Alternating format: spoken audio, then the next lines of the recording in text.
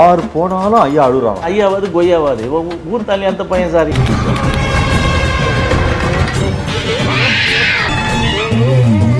ஐயாவது கொய்யாவாது ஊர் தாலி அந்த பையன் சாரி. வயசுக்குன்னு ஒரு மரியாதை இருக்கு. வயசு பெரிய இல்ல, வயசுக்கெல்லாம் மரியாதை இல்ல, செயலுக்குத்தான் மரியாதை. ஐயாவது கொய்யாவாது ஊர் தாலி அந்த பையன் சாரி. நீங்க வேற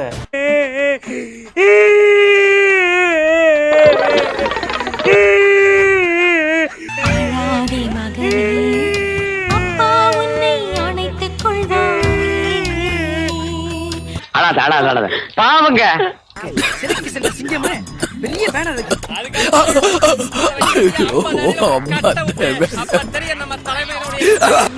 அழாம பேசுறா. ஹலோ, இப்ப அழுதாவே இல்ல, நான் ஏன் அவை கதையை கேட்டு என்னால தாங்க முடியல. யாராவது மேல அதிகாரி ஊமத்துல எங்க கேட்டா ஒரு கலவரத்தை வித்தியாசமா அடக்க போயிருக்காரு சொல்லு. மனசாட்சி இல்லையா உங்களுக்கு? ஐயா இப்படி திட்டுறீங்க. ஏங்க இவங்க வந்து இருளர், பிறப்பில் இருளர், படிப்பில் பறையர், இப்போ வந்து நடிப்பில் வந்து வன்னியர். அமைச்சரே, இதெல்லாம் ராஜசபையில் சகஜம். அன்புமணி அம்மா பேர் என்ன? நாப்பா வெறுப்பேத்துக்கிறாயா? அன்புமணி அம்மா பேர் என்ன? சரஸ்வதி. ராமதாஸோட வைஃப் பேரு? ராமதாஸோட வைஃப் பேரு? ராமதாஸ் வைஃப் பேரு சுசீலா. நல்ல குடும்பம். சரியான குடும்பம்டா, ஏர்ல பூட்டின எரும மாதிரி.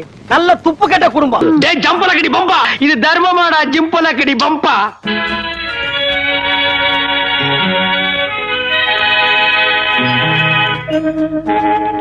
துரைமுருகன் தான் பாதுகாப்பு கொடுத்து வச்சிருக்காரு இந்த சுசீலாவுக்கு. இந்த ஈன பொழப்புக்கு பேசாம எங்கயாவது போய் ஊருக்கு போயிடலாம். இல்ல புலிபுரத்துல நடந்துச்சு மாநாடு. ஆமா, குலதெய்வம் ஐயா. ஆமா, குலதெய்வம் அனுப்புறீங்களா? என்ன செத்துட்டாதான் குலதெய்வம் சொல்லுவாங்க.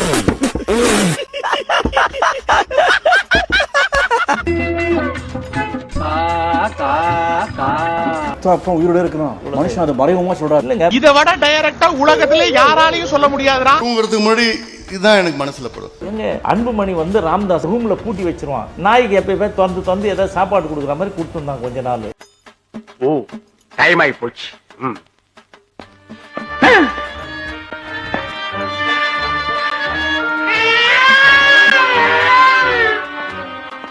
ஏன் மறுபடியும் வந்து அடிக்கிற? நீ ஏன்டா மறுபடியும் முழிக்கிற? Matter over. அந்த வீட்ல அலையில இருந்து கிளவி வரைக்கும் நீ படாத பாடுபடுத்துறாளுங்க.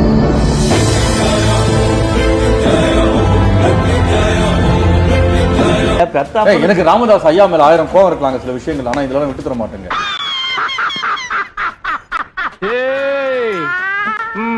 அவருக்கு ஏதாவது ஆயிடுச்சுன்னா அப்புறம் பாருங்க, சும்மா இவரை வச்சுதான் எல்லாமே நான் பண்ணிட்டு இருக்கிறேன். இவருதான் ஏதாவது சுய கட்டுப்பாடு, சுய ஒழுக்கம், அன்பு எல்லாத்தையுமே கொடுக்கறது இவரு தாங்க. என்னங்க நீங்க கவலைப்படுறீங்க? இப்ப ஐயாக்கு நம்ம எப்படி ஹெல்ப் பண்ணணும்? அவரு என்னத்துக்கு அவன் ஊர்த்தாலியாத்த புரியாரப்ப வழங்குறவனா தண்ணியமா தான் இருப்பான். தண்ணியாதான் அவன் தண்ணி தான் ஓடுது, உடம்புல ரத்தம் ஓடல, சாராயம் ஓடிக்கிட்டு இருக்காங்க தெரியுமா உனக்கு? முதல்ல அப்படி வந்து இவன்லாம் வந்து விரதம். தைலாபுர தோட்டத்துல காம்பவுண்ட் கதவை பூட்டுட்டு அப்பம் புள்ள எல்லாம் சண்டை போட்டாங்களா? ஆகிய இருவருக்கு இடையிலான மோதல் என்பது மிகப்பெரிய அளவில் வெடித்திருப்பதாக உணரப்படுகிறது. If you want to scold me when I'm alone, but not in the crowd. Behave yourself. Understand?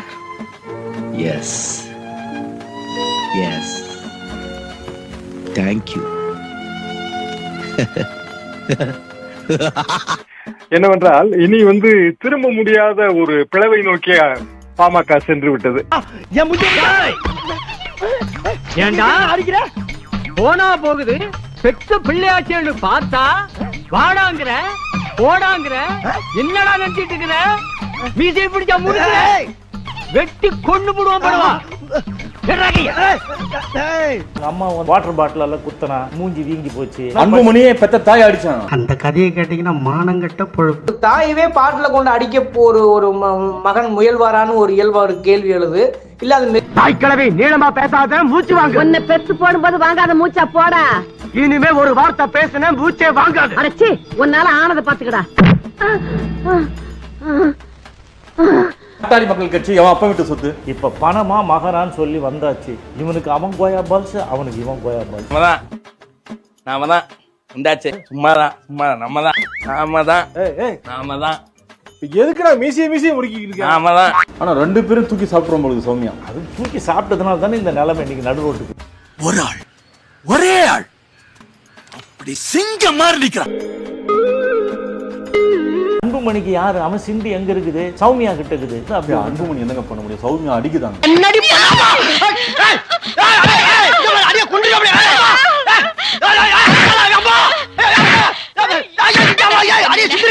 அவனை எப்படி கூப்பிடணும்னு தெரியுமா உங்களுக்கு? எப்படி? டேய் அன்புமணின்னு தான் கூப்பிடும். டேய் அன்புமணி.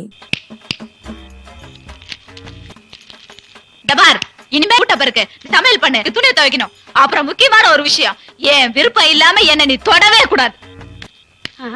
சௌமியா. ஆமா. டேய் பெட்டிமணி அன்புமணி. சௌமியா சௌமியா சௌமியா பாக்குறது பார்த்தா ஒண்ணும் தெரியல, பாப்பா மாதிரி இருக்குதுங்க. அது என்ன பண்ணிருக்கு பாருங்க. பத்திரக்காய். கொஞ்சம் தலைமைக்கு கட்டுப்பட்டு அப்படியே இருக்கில இருக்கிறோம். மத்தபடி நாங்க எங்களை அவுத்து விட்டாங்கன்னு வச்சுக்கோ, சிறகு அடிப்போம் நாங்க. எல்லாருக்கும் தெரிஞ்சல ஆடிட்டர் குருமூர்த்தி மாமா வேலை பாருங்க. அதெல்லாம் சொல்லுவாங்க சேர்த்து வைக்கிற வேலை. உங்களால முடியும், ஏன்னா என்னை விட நீங்க தான் பர்சனாலிட்டி ஜாஸ்தி. ஏதோ ஒரு வேலை அவங்க வேலை நல்லா செய்யறாருன்னு எல்லாரும் தெரிஞ்சிருக்குல்ல. ஆமா. ராமதாஸ் ஆடிட்டர் குருமூர்த்தி போய் சொல்லும் போது உன்னை பச்சையா அவனை திட்டினாரு. என்ன அது வெளியே சொல்லக்கூடாது வார்த்தை. டேய் உன்னால சும்மா இருக்க முடியாதடா. எப்படா உன்னால நிம்மதியா சோறு திங்க முடியுது? ஆடிட்டர் குருமூர்த்தி ஐயாவை பார்த்தாரு, உள்ள போயிட்டு போன் போட்டு கொடுத்தாரு அவன் டெல்லிக்கு.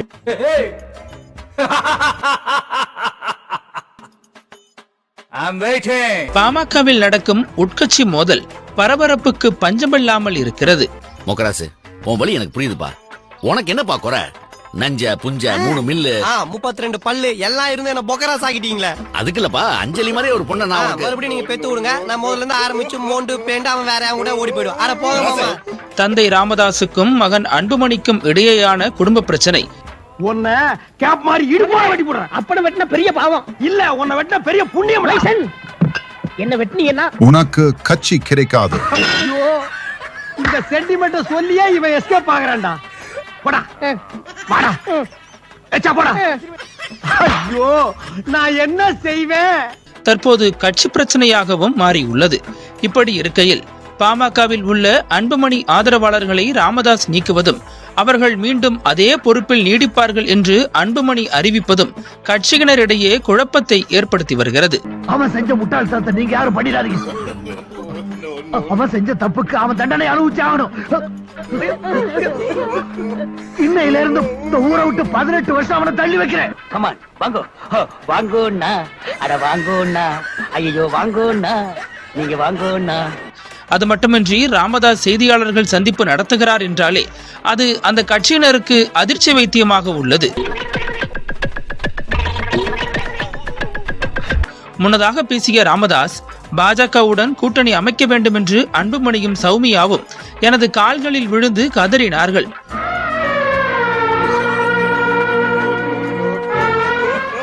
கட்சி பிரச்சனை பற்றி பேசிய தாயை அன்புமணி பாட்டிலை கொண்டு தாக்க முயன்றார். விஷயத்த 3ஆவதா தெரிஞ்சுக்கிட்ட ஆளு நீதான். இந்த விஷயம் மட்டும் வெளியே தெரிஞ்சதுன்னு வச்சுக்க, கொண்டு போடுவேன். ஒன்ன இல்ல பெரிய மாங்காவ. இது வரைக்கும் நீ சொன்னதுக்கெல்லாம் தலையாட்டிக்கிட்டு பேசாம இருந்தனே, அது காரணம் என்றா அந்த நாட்டாம உயிர் தான்டா. அந்த உயிரை எடுக்கிறேன்றப்போ இனிமே நான் பேசாம இருக்க மாட்டேன்டா. அடச்சி, உன்னால ஆனதை பாத்துக்கடா.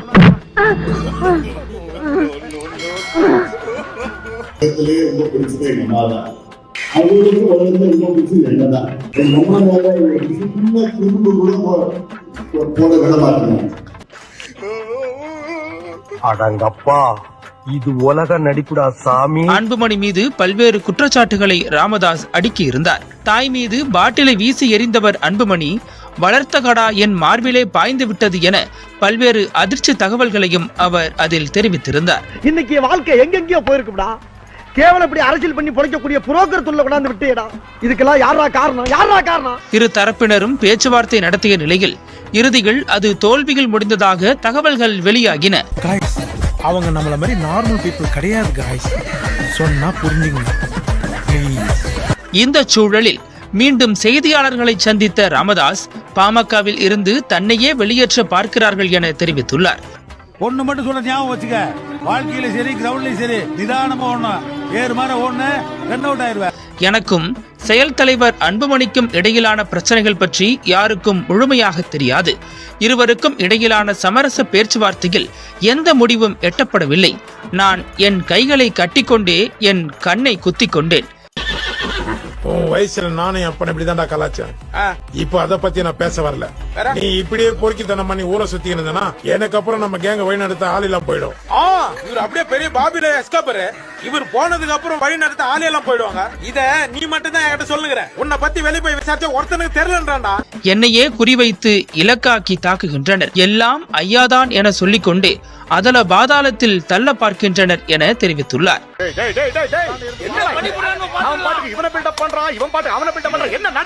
மேலும் அன்புமணியின் மனைவி சௌமியா குறித்து பேசிய ராமதாஸ், தங்களது குடும்ப பெண்கள் அரசியலில் ஈடுபடக்கூடாது என தெரிவித்தேன். ஆனால் நாடாளுமன்ற தேர்தலின் போது என்னிடம் கெஞ்சி கூத்தாடி சௌமியாவை வேட்பாளராக அறிவித்தனர். உன்ன மாதிரி மோசமான ஆளை நான் பார்த்ததே இல்ல.